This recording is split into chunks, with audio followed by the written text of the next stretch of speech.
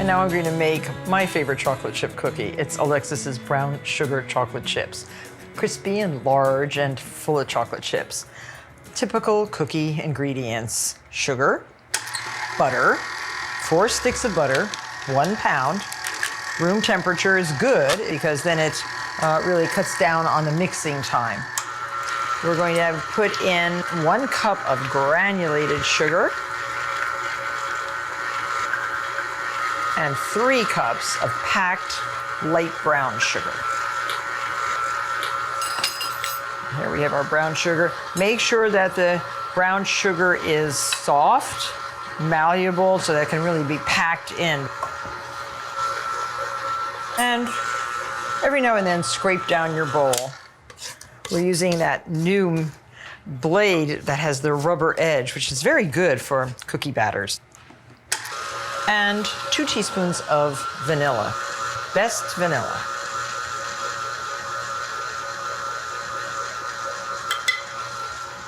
When that's nicely creamed, we're going to add 4 eggs.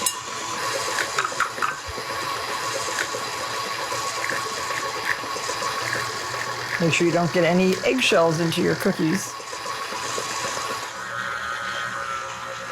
Very nice and creamy, a little bit crunchy. And now sift the dry ingredients. We're going to do 1½ teaspoons of salt. And the baking soda, 2 teaspoons. And we need 3½ cups of all-purpose flour. 1, 2, 3. And I really like these cookies because they don't seem like they have a lot of flour in them. They're very, very thin. Mix this all up. And 2 cups of best chocolate chips. And we're using Callebaut, which is made in Belgium.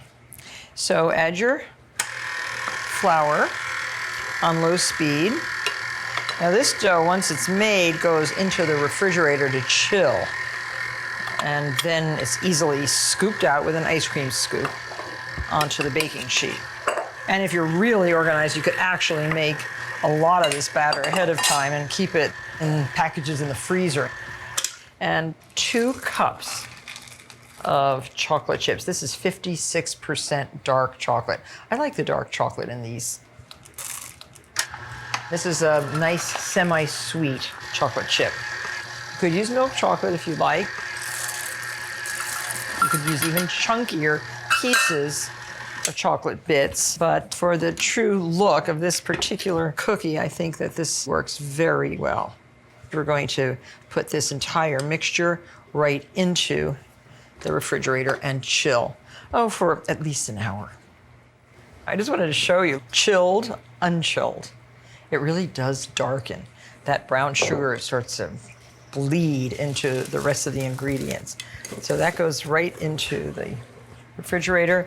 And if you have a bowl of chilled dough, I have found over the years that these black iron cookie sheets are really good. I use them for puff pastry as well as for certain cookies. I like what happens.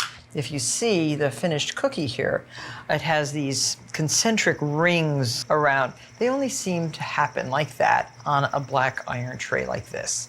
I don't use parchment, I don't use silpats, I just do it on the black iron. And these are available at really fine baking stores. I have this size, sort of half sheets, and I have full sheets too.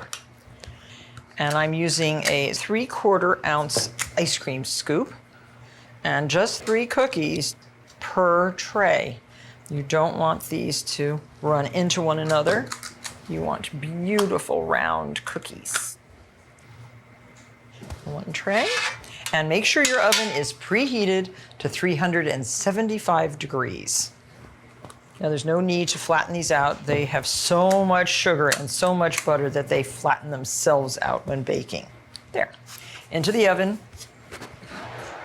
10 to 12 minutes in the middle of your oven. Set your timer, 10 minutes, check. Yes, they look perfect. There they are. Let them stay on the cookie sheet just a minute or two. Loosen them with a big spatula and cool the cookies thoroughly on cookie racks like this.